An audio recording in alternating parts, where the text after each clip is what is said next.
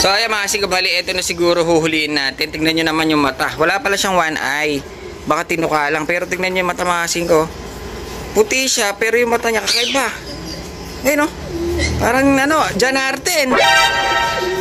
Ganda ng mata. Parang may umiilaw pa sa ano. Kaya yung pagka-pearl eye niya ay manipis na parang umiilaw sa mata. Pula yung mata niya na pearl eye. Ayun, ang ganda mga kasing ko. Puti pa. Jackpot tayo dito. Hen pa to. Ayun, ang ganda ng itsura.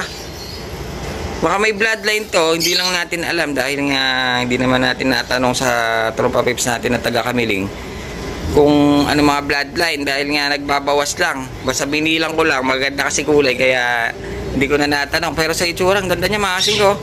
Parang white bandit. So, ganda pa ng mata. Pearl eye na pula.